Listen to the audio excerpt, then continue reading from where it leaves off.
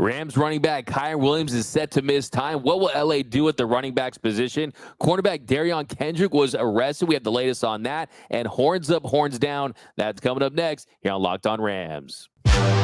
You are Locked On Rams, your daily Los Angeles Rams podcast. Part of the Locked On Podcast Network, your team every day.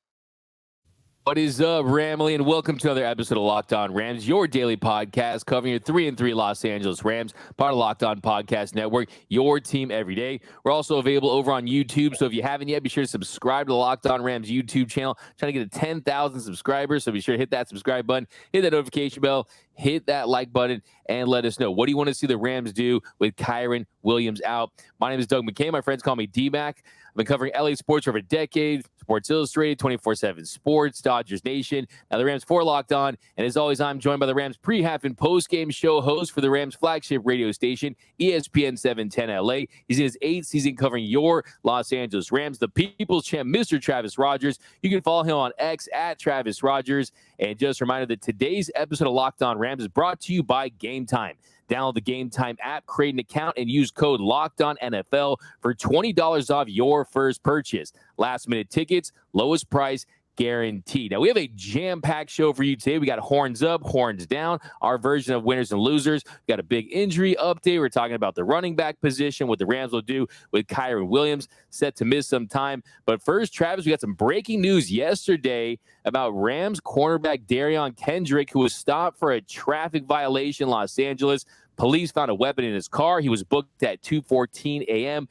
on a felony charge of carrying a concealed weapon. It's going to be very interesting to see what news emerges after this. But, yeah, not good news for Darion Kendrick and this Rams team.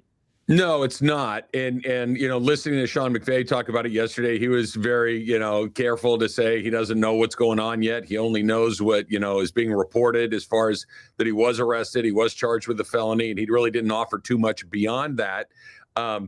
And I think that that's fair. I think that's what most teams would do is say, let's wait and see till we know exactly what's going on. But when you look at this, Darion Kendrick is a starting defensive back for this team. He's out there and plays a lot of snaps for this team. Whether or not he's going to be available, time will tell. And putting all of the stuff aside about what he's been charged, it's just whether or not you have one of your players available, I think is something that Sean McVay is going to have to come to grips with. Whether or not Raheem Morris has an idea of who you replace him with. I'm sure that there's all sorts of contingencies for if this player is out, whether it's injury or anything else. So I'm sure there is a plan, but we know that this is a position that they are thin at to begin with.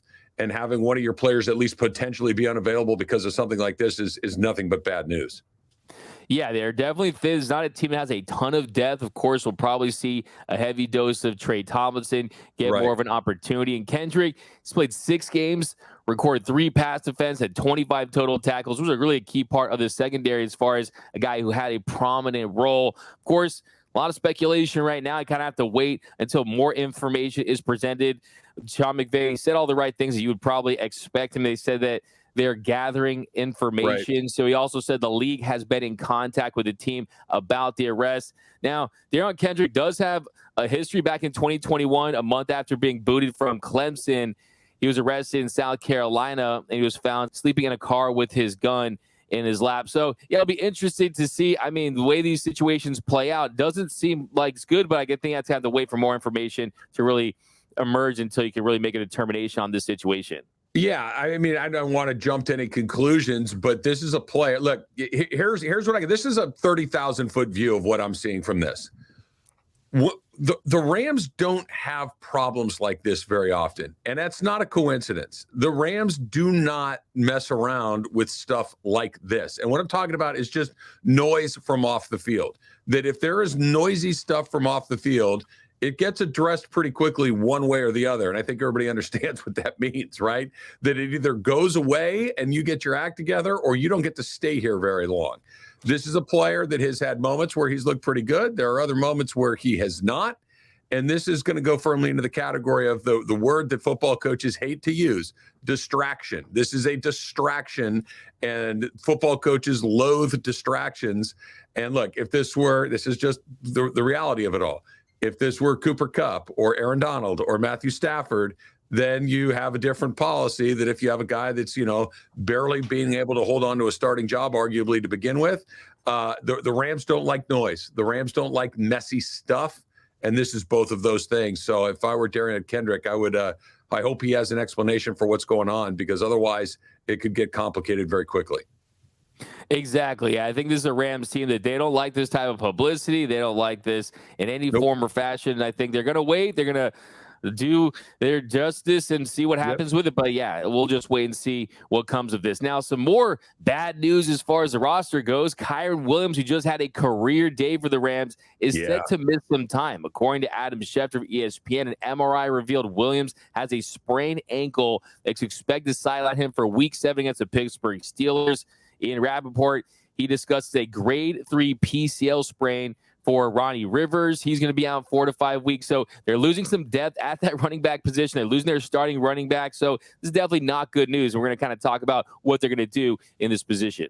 Yeah, look, we talked about it yesterday. The everydayers will certainly remember this, that we talked about the fact that they finally found something at that position. They finally made a commitment to the running game. Kyren Williams is the first Rams running back since Marshall Faulk to have a 150-yard half. He had 154 yards in the second half against Arizona last week, and poof, he's hurt. And he's not available against Pittsburgh. And anybody that's watched football at all over the last, years and decades knows that ankle sprains are no joke. They are the thing that really seems to struggle with, that players seem to struggle with. They linger. They get re-aggravated really easily. So they're going to have to find somebody, because the very last thing you want to do is bring him back a little too quickly and have him re-aggravate it and miss even more time. So I think you need to be patient, whether that's with Zach Evans, whether that's with Royce Freeman, whether that's going into the trade market and trying to find somebody on the margins. But this is a big deal, especially with Pittsburgh coming to town, where you're going to have to run the ball. You're going to want a TJ Watt to have a, play both ends of the pass and the run. You're going to want somebody that understands pass protections the way that Kyren Williams is probably the best at that as well. This is a very big deal for the Rams, a very bad deal for the Rams. It is a big deal, and it couldn't come at a worse time, because this is a team that made it a point to run the ball in the second half. 25 run plays in the second half, and then their win against the Cardinals. And you talk about their options. Zach Evans did get it in there. Their 6th-round pick. He's someone who has a lot of potential. A lot of those runs, he had a loaded box, didn't have a lot of opportunities. But I think that is going to be the first move you make. Do you give him a big opportunity on the year? Not a lot of experience, 4 carries for 10 yards. But he's someone that has a lot of talent. He's got that big play potential. And the concern I have for him, though, he's not known for his pass blocking. So I think you got Royce Freeman, who they'll call up from the practice squad, and you're going to see both of those guys. You'll see Royce Freeman kind of as your goal line back there. And it's going to be interesting to see, you mentioned going externally, because I think this could open the door for possibly going out there and exploring some moves, because they were in talks with the Colts, just little conversations, it felt like, about the availability of a Jonathan Taylor. So it tells you that maybe you want to consider another back. We talked about Rashad Penny a couple of days ago as an option, but some of the guys that are on the streets right now that you could pick up, you got Leonard Fournette, you got Mark Ingram, Ronald Jones, Rex Burkhead, David Johnson, Kenyon Drake. Or you could go the former Rams route and try to sign Darrell Henderson. Hendo is not on a team right now, and he knows the system. He knows the culture. You could plug him in right away. And at the very least, you can add him to that practice squad when they elevate Royce Freeman to the 53-man. So I think that's a possibility as well. I think in the short term, for what's coming up in Week 7 against the Steelers, you look at Royce Freeman and you look at Zach Evans, and you figure out which of those two guys is the better pass blocker, and that's your guy. And then you figure it out from there. Because look, the biggest issue with these neither one of these guys is going to go give you 100 yards on the ground. If they do, I'd love to be wrong. That'd be a great one to miss on. What I can't have is have one of these guys miss a blocking assignment and get Matthew Stafford smoked. This is the number one thing. I think that because you have running back issues all of a sudden, I wouldn't be surprised if you see a little bit more of a 2 tight end set against the Steelers. And you're going to have some guys stay in and help against that Steeler pass rush, because without Kyren Williams, both as a blocker and both as a pass catcher and a runner, you're going to have some problems back there. And the number one priority when you break every one of those huddles is to make sure that it's blocked up right. And with one guy who hasn't been around very much, another guy who's a rookie and hasn't played very much, those things can get missed pretty easily. If I'm Sean McVay, if I'm getting ready for this game this week, everything I do with those running backs is making sure they understand pass protection. That's a great point. That's why I have some trepidation about playing Evans in that situation. You're a rookie. You're not known for your pass blocking. You got that Pittsburgh ferocious pass rush. That is their strength. So I agree with you 100%. I think this could be a big week for your Oregon Duck, Mr. Royce Freeman, out there getting his opportunity. It'll be interesting from a roster standpoint, him being called up. They got to keep on that 53-man roster and see where they go from there. But yeah, it's an unfortunate setback for Kyren Williams. We're going to talk about Williams. We'll talk about this running back position. We got a winners and losers coming up next here on Locked On Rams. Locked On Rams is sponsored by BetterHelp. So I think we all kind of know what's good for us and what's the right thing to do, and the things that we're kind of supposed to get done on a given day and in a given week and a given month. But then your brain kind of gets in the way, right? That thought process, that wheel that keeps going around and around, that you wake up in the middle of the night stuck on that one thought that goes around and around and around, and you can't quite get out of that loop along the way. Therapy can help you figure out why that's happening, what's holding back, so you can work for yourself instead of against yourself. So if you've been thinking about starting therapy, why not give BetterHelp a try? It is entirely online. It's designed to be convenient, flexible, and suited to your schedule. You just have to fill out a brief questionnaire. You get matched with a licensed therapist, and if it doesn't click, you can switch therapists at any time for no additional charge. So start working for your brain. Start making sure that you're making those right decisions and get unstuck out of that loop. Make your brain your friend with BetterHelp. Visit BetterHelp.com/lockedon today and get 10% off of your first month. That's BetterHelp, HELP.com/lockedon. So you've also been at home, you're watching the game, you're having a good time, and you think, you know what I need? I need some pizza. I need some wings. Maybe, we're out of soda. I want a burger. I want just that little something you don't have in the house. How about DoorDash, right? You give it all delivered, and you don't have to get off the couch. You don't have to do anything. You don't have to miss the game. You don't have to miss a play. Chips, dips, nachos, anything you need to make your day better is on DoorDash, and you get it all delivered without missing a single thing. Football season is best when you get to see it all. You can save on the best deals on groceries, restaurants, retail, and more. Get 50% off up to a $10 value when you spend $15 or more on your first order when you download the DoorDash app and enter the code LOCKED23. LOCKED23. Subject to change and terms apply. You heard me right. 50% off up to a $10 value when you spend $15 or more on your first order when you download the DoorDash app and enter that code LOCKED23. LOCKED 23. Subject to change, terms apply. And we are off running here on Locked On Rams. Thank you for making Locked On Rams your first listen every single weekday, free and available wherever you get your podcast. Locked On Rams, part of Locked On Podcast Network, your team every day. And a special shout out to our everyday listeners. We appreciate you rocking with us every single episode, watching, listening, and you can be an everyday listener too. It's free to join. Membership is 100% free. You just have to watch and listen to every episode, and you won't miss a thing about your Los Angeles Rams. Now, Travis, here in our second segment, so had some bad news in the first one. Got to get some good news. Got some horns up. Our version of winners and losers. Starting with those horns up. And I'm starting with Matthew Stafford. So Matthew Stafford, a 90 PFF grade. That's elite territory. 15 for 24, 226 yards, and a touchdown. But it was those big-time throws. 4 big-time throws for Matthew Stafford. It was his second highest of the season. He actually leads the NFL in big-time throws this year. You're seeing dimes. You saw the one to outright to Atwell, Cooper Kupp at the end of the first half. His ball placement is still elite, adjusted completion percentage at 84.2%. I think it's always important to remind everyone out there, Matty Stafford still has an elite arm in this league. And it could have been better, D-Mac, right? I mean, think about it. Puka Nacua drops a touchdown that leads to a field goal along the way. Tyler Higbee drops a touchdown that could have led to a field goal along the way. That it was a 1-touchdown day that could have very easily been a 3-touchdown day. And both of those balls, both the Higbee and Nacua, were dots, right? They were 10 out of 10s. These were perfect throws that he is playing at an incredibly high level. And this was the game plan all along for the Rams coming in this season, that have your best guys be your best guys. I'm going to touch on a sore spot for both of us.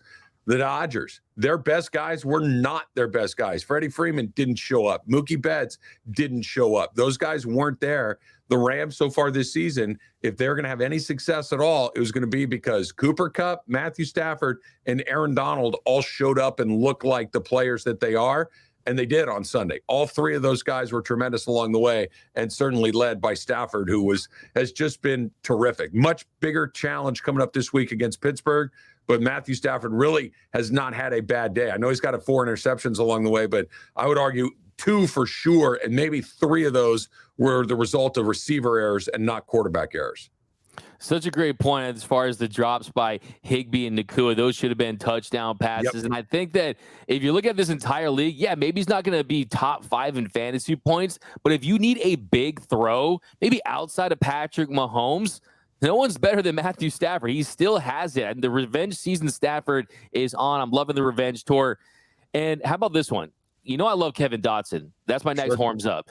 He's been one of the best guards in the NFL this season. He ranks 12 out of 83 players as far as guards go. And he's so important to this team. Give him that consistency. Great in the run game. He's been better in the run game this year than he has for his entire career. He's getting my horns up. Yeah, and Kevin Dotson brings something to the group that I think I've mentioned before, is that he's just physical and nasty and tough and a great run blocker along the way. And I think this is their best 5. You know, Sean McVay said it during the preseason and during camp that we think we know what our best lineup is, but we just got to figure out who our best 5 are. They do have flexibility. They do have depth. They do have some guys that can play multiple positions along the way. But the 5 guys that they've played the last couple of weeks going left to right, you know, with A.J. Jackson and Avila on the left side, with Coleman Shelton at center, and with Dotson and Havenstein on the right side, that's clearly their best offensive line. I get it. It was Arizona, and Arizona is what it is. They play hard, but they're under-talented.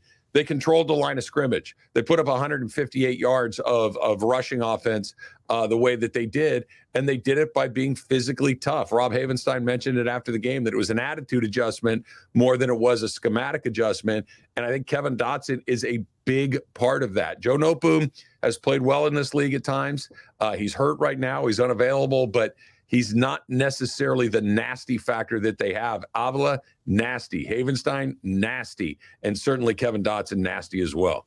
Yeah, we're seeing the importance of cohesion, right? And building chemistry with the same 5 guys, staying out there and building that groove. Avila, getting to your secondary down there, making blocks. It's really a great thing to see after what we saw last season. When I saw Havenstein hitting McVay with the let's keep going with the run plays, that's how you know they were hungry and they're building that identity and that attitude. So, yeah, I think it's a really positive development. I hope that they can translate that to a different running back. I mean, another horns up. We'll do a quick one on this one because we talked about him yesterday. But Cooper Kupp led the Rams in targets with 9, receptions with 7, receiving yards with 148 for his second straight week. Got his first touchdown of the season. I think that even missing this time, we could see a 1,500-yard season from Super Kupp. It's one of those. He's one of those guys, D-Mac, that I think we don't get it, right? Even super big Rams fans, even people that have seen him play every snap of his NFL career in a Rams uniform, I'm not quite sure we're appreciating what it is we're watching. It's not just that he's a good player; he's a great player. He's somebody that's able to do things that not many other guys are. He didn't play football for nearly a year. I mean, it was nearly a calendar year. And he just shows up and starts stacking 100-yard games like it's easy to do. It's not. It's really, really hard to do.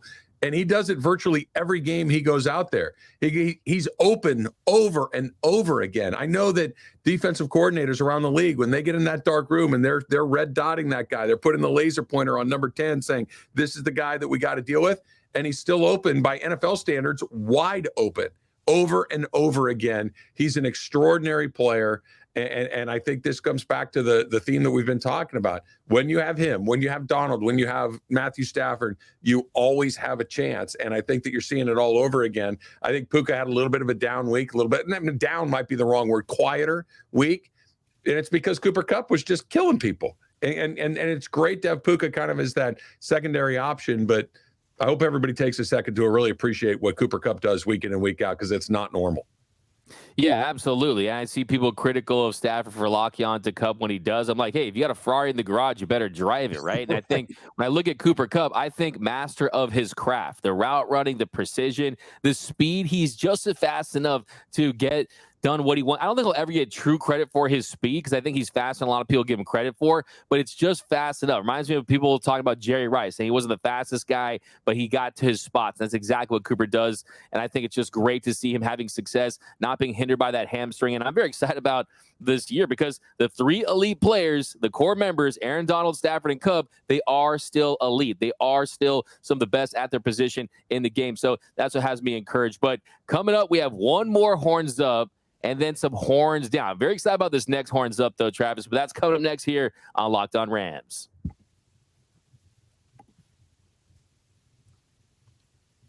All right, let's talk about game time, D-Mac. You love to go to games. I love to go to games. I think most people that are listening to Locked On Rams love to go to games, but you probably don't love trying to find tickets at the last minute. That's why you got to get the Gametime app, and you are covered, right? Last-minute tickets, flash deals, zone deals, easy to find and buy tickets for every kind of event in your area, which means games, which means concerts, which means comedy, theater, whatever it is you're looking for. Killer last-minute deals, all-in prices, views from your seats, and the best price guarantee. Gametime takes the guesswork out of buying tickets. Look, you've done it. I've done it. The stress of trying to find it at the last minute, no more. The Gametime app gets you covered, right? Take the guesswork out of buying tickets with Gametime. Download the Gametime app. Create an account. Use the code LOCKEDONNFL. That's LOCKED. On NFL, Locked On NFL, and that gets you $20 off your first purchase. Terms apply. Here, it's really easy. Let me tell you one more time. You get the Gametime app, you create an account, and you redeem the code Locked On NFL, LOCKED NFL, Locked On NFL for $20 off. Download that Gametime app today. Last minute tickets, lowest price, guaranteed. And welcome back to Locked On Rams. Thank you for being a Locked On Rams, your first listen every single day, free and available wherever you get your podcast. Locked On Rams, part of Locked On Podcast Network, your team every day. Now, Travis, we're going to finish up this Horns Up segment with Byron Young, an 87.3 PFF grade. That was tops of any Ram on defense last week.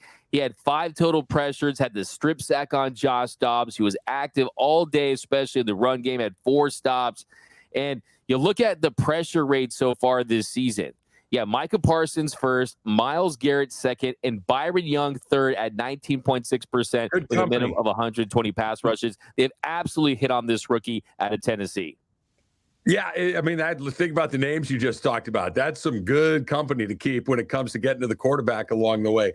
And look, this is, I think, what the Rams' philosophy was coming into the season. And Byron Young is the epitome of this, right? That you get a guy like Steve Avila, who you knew was an NFL player, and he looked like an NFL player, performed like an NFL player, basically from the moment that he showed up. But with some of these guys who are drafted a little bit further down, like you mentioned, Young in the 3rd round, do they get better? Are they starting to learn the NFL game from week to week? And think about what we're talking about through 6 weeks with Byron Young relative to what we talked about through the first week. The first week was, I don't know, man. We'll see. Like, he's got some skills, but let's see if he becomes a good football player. He's starting to become a good football player. And if that's the improvement from week 1 to week 6, what's the improvement from week 6 to week 12?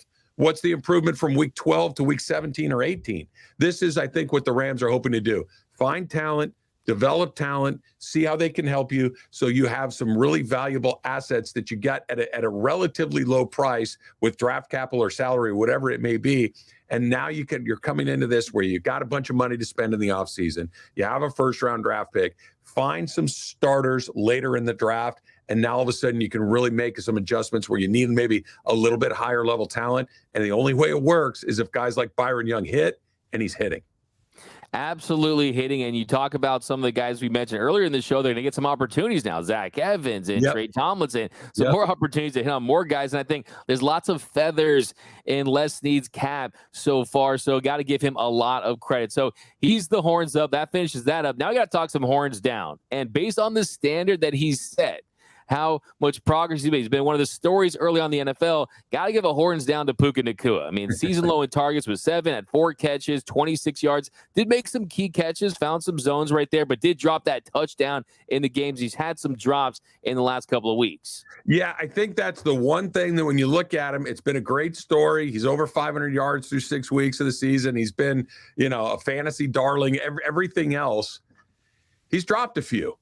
And that's, at that position, that doesn't last long. And I'm not throwing up a red flag or anything else, but here we talked about it a second ago, that Matthew Stafford has been accused at times of getting locked in on Cooper Kupp. Well, why does he lock in on him? A, he's open. B, he's really good. And C, he catches the ball when it's thrown to him. Well, I mean, if I were the quarterback, I'd lock in on a guy like that too. Now, Puka's been able to get open. Puka's been able to do some things on the field, but through 6 weeks, there's been a handful of drops. That's too many. He's a rookie. It'll fix itself. I think he's a really talented guy, but that was one of those catches in the end zone, the one that he dropped. It's like, all right, man, look, if you're going to go from cool story to really good player, that's a ball you got to hold on to. Yeah, that's where it kind of takes the momentum the opposite direction. That really has been the spot the pimple on a model thing for Nacua is the drops in recent weeks. But you did mention his ability to get open. To me, as long as he's still finding that knack for getting open, find those soft zone, breaking off his route, I still think it's just a matter of getting those hands stronger, correcting that, and really just seeing the ball. It's very, seems complicated, simple at the same time. And I think that you're also seeing the targets go down. So maybe you're not maybe as mentally engaged every single play. Maybe that's something too, but he's got to make the most of his opportunities. At the end of the day, he's still a rookie in this league that's trying to make his mark. So he has to take advantage anytime the ball comes his way. Another horns down, Travis. I got Tyler Higbee, 2 catches, 18 yards, 3 targets against the Cardinals. He had 4 catches for 48 yards in his first 2 games with Kupp back. So that is a trend. That is a theme we're seeing is the targets, the production has gone down since the return of Cooper Kupp for the Tutus and the Higbees and the Nacuas. Yeah, I think that was inevitable. I'm not particularly surprised by that. I think what has to change is what we just talked about, that when it comes your way, you better make a play. What can't happen is a drop. What can't happen is, not finding the open space in the zone. This is something that Tyler Higbee has been very good at over the course of his career. I don't know. Maybe I need to let go of the rope. Maybe I need to move on to a thing. But I keep feeling like that big Higbee game is around the corner. The game where maybe he gets in the end zone a time or two. And he had an opportunity against the Cardinals. He just wasn't able to hold on to the football. But look, they're going to do what they can do against Cooper Kupp. He's always going to be able to get his. But somebody else or bodies else, Nacua, Higbee, Atwell only got the 1 target. We talked about that yesterday. Other guys are going to have to make plays when given opportunities, and more opportunities are coming up this week, D-Mac, because of what we talked about at the top of the show with the running back issues, with no Kyren Williams, with Ronnie Rivers being very unlikely, with the inexperience you have at that position. That means you lean heavier on those tight ends and those second and third wide receiver options. Yeah, absolutely. And I think that Higbee, his touchdowns are coming. He's right there. He just has to make his catches. But we've seen his track record. He's had success. He's been productive. I think that these guys are all, just like we've seen the offensive line build chemistry, the receiving core, the tight end group, just kind of building this chemistry with Cooper Kupp back. And I think that you're not going to see Cooper Kupp go for 140 every single week. So you'll start to see some bounce. But hey, as long as he's performing like that, I'm going to Cooper Kupp on Matthew Stafford. But another horns down, last one, Tutu Atwell. So this is not for him dropping balls or anything like that. He caught his lone target for 30 yards against the Cardinals, but he's had 3 receptions for 39 yards and a touchdown his first 2 weeks with Cup active. And the big thing for me is you're not really seeing him used in the slot. I mean, the big trend, everything that's in vogue right now in the NFL is using motion men. They're using him in motion, but not out of the slots, basically exclusively as a vertical threat. So it's going to be interesting to see how they use him moving forward. I can't believe I'm about to say what I'm about to say because I hate this play, but I think you got to bring it back, and especially this week against a Pittsburgh team that, you're going to be going against them without a running attack really to speak of. The jet sweep, right? Let's get the ball in his hands. And if we can't get the ball in his hands down the field because of coverage or decisions or whatever, let's see if there's not a way to put the ball in your fastest player's hands 1 or 2 times. Just hand it to him, right? We saw him do it with Tavon Austin a million years ago. We've seen him try it with, we did the most successful version that we've seen with this was with Robert Woods. That was a play that they ran pretty successfully with Robert Woods for a few years. I wouldn't hate seeing it come back into the play sheet a little bit more. I don't think you need to run it, 5 times in a game, but once or twice just to make sure that number 5 gets a chance to try to pop one. I would like to see that. I agree with you. You got to get creative with him. I think the way that teams are scheming against the Rams offense, they're trying to take away underneath routes. So I want to see some more vertical shots. If you look at some of the film and stuff, there are some opportunities to hit Tutu Atwell deep. At least just give an opportunity. I mean, that's what he has played to his strengths. It is too fast, too furious, right? You got to play to his strengths. And I do want to give him credit, though. I mean, the misconceptions about him that he's not tough. I saw him in the run game trying to get nasty with it. Got to give him credit for that. The catch he made, strong, aggressive hands. He weighs, like Sean McVay said, about $150, so it's not going to break a ton of tackles. So you got to get him in space and have him utilize those strengths. Yeah, I think that's it. That my criticism of Atwell has always been the same, is that every time he touches the ball or every time he's involved in a play, I'm kind of wincing and holding my breath that he's able to get back up and play for the next spot.